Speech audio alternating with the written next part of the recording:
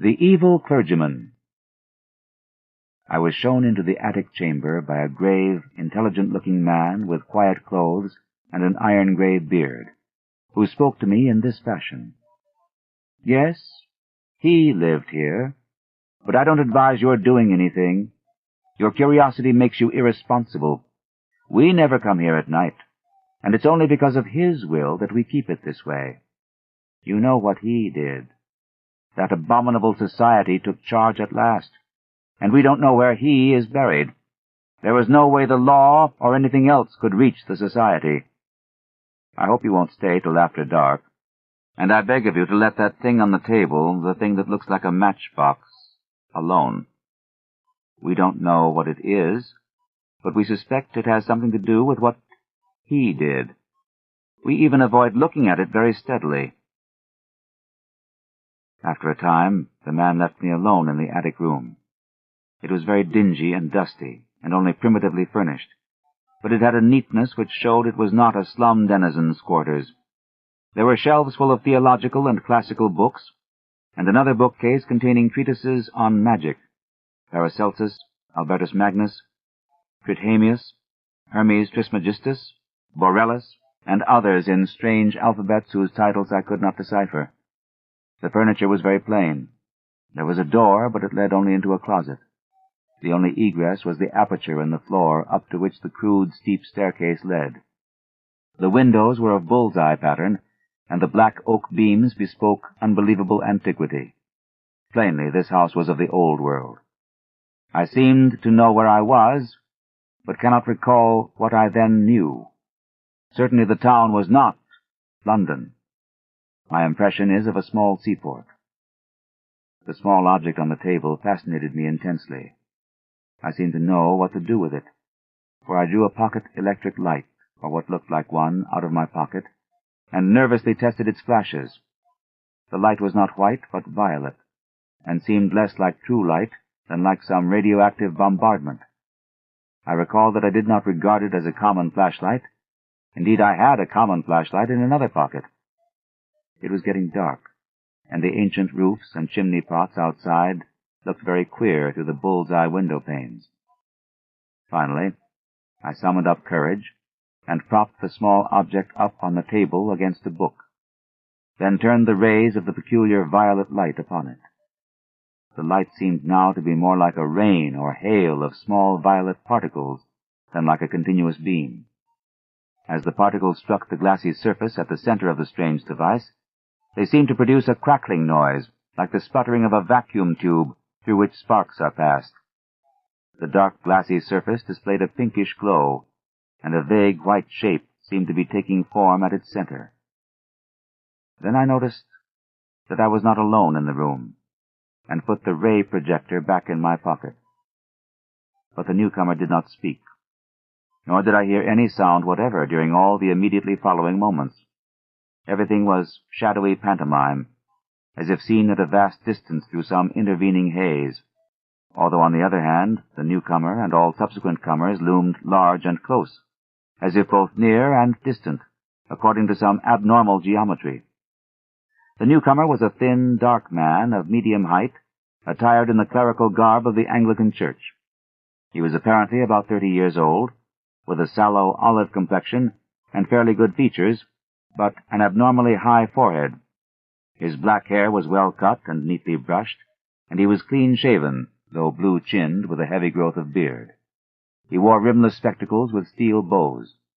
His build and lower facial features were like other clergymen I had seen, but he had a vastly higher forehead, and was darker and more intelligent-looking, also more subtly and concealedly evil-looking. At the present moment, having just lighted a faint oil lamp, he looked nervous, and before I knew it, he was casting all his magical books into a fireplace on the window side of the room, where the wall slanted sharply, which I had not noticed before. The flames devoured the volumes greedily, leaping up in strange colors, and emitting indescribably hideous odors as the strangely hieroglyphed leaves and wormy bindings succumbed to the devastating element. All at once, I saw there were others in the room, grave-looking men in clerical costume, one of whom wore the bands and knee-breeches of a bishop, Though I could hear nothing, I could see that they were bringing a decision of vast import to the first comer. They seemed to hate and fear him at the same time, and he seemed to return these sentiments. His face set itself into a grim expression, but I could see his right hand shaking as he tried to grip the back of a chair. The bishop pointed to the empty case and to the fireplace, where the flames had died down amidst a charred, non-committal mass, and seemed filled with a peculiar loathing. The first comer then gave a wry smile and reached out with his left hand toward the small object on the table. Everyone then seemed frightened. The procession of clerics began filing down the steep stairs to the trapdoor in the floor, turning and making menacing gestures as they left. The bishop was the last to go. The first comer now went to a cupboard on the inner side of the room and extracted a coil of rope. Mounting a chair, he attached one end of the rope to a hook in the great exposed central beam of black oak and began making a noose with the other end. Realizing he was about to hang himself, I started forward to dissuade or save him. He saw me and ceased his preparations, looking at me with a kind of triumph which puzzled and disturbed me.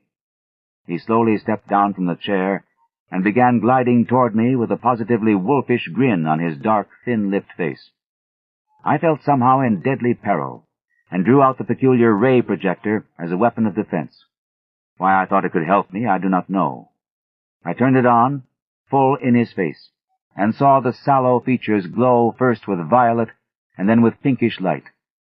His expression of wolfish exultation began to be crowded aside by a look of profound fear, which did not, however, wholly displace the exultation. He stopped in his tracks, then, flailing his arms wildly in the air, began to stagger backward. I saw he was edging toward the open stairwell in the floor, and tried to shout a warning, but he did not hear me. In another instant, he had lurched backward through the opening, and was lost to view. I found difficulty in moving toward the stairwell, but when I did get there, I found no crushed body on the floor below. Instead, there was a clatter of people coming up with lanterns, for the spell of phantasmal silence had broken, and I once more heard sounds and saw figures as normally tri-dimensional. Something had evidently drawn a crowd to this place. Had there been a noise I had not heard? Presently the two people, simply villagers apparently, farthest in the lead, saw me, and stood paralyzed.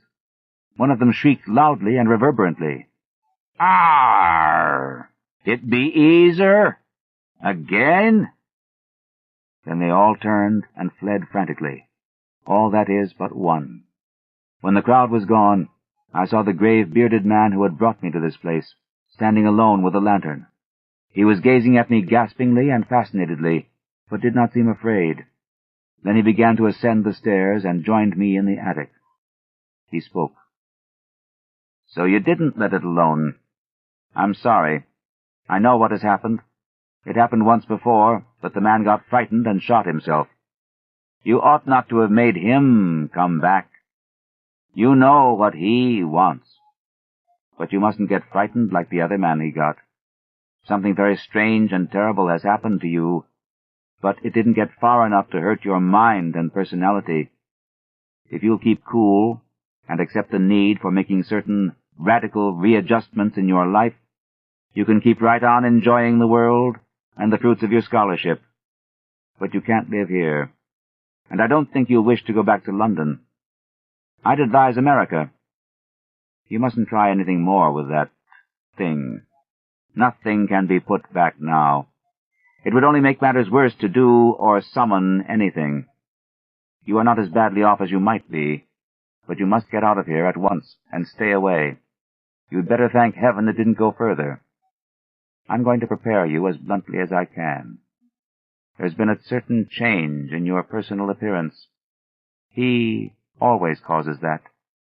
But in a new country, you can get used to it. There's a mirror up at the other end of the room, and I'm going to take you to it.